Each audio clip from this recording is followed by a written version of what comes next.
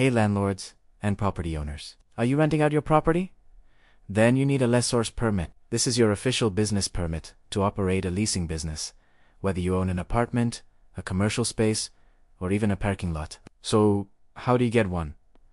It's a step-by-step process. First, register your business name with the DTI or SP. Then, register with the BIR to get your certificate of registration and have your official receipts printed. Next, head to your local barangay hall to secure a barangay business clearance. You'll need this before going to the city hall. After that, gather other essential clearances like the occupancy permit, fire safety certificate, and sanitary permit. Don't forget your updated real property tax receipt. Finally, submit all these documents to the business permits and licensing office at your city or municipal hall. Pay the assessed taxes and fees, and claim your permit. That's the quick guide to getting your Lessors Permit.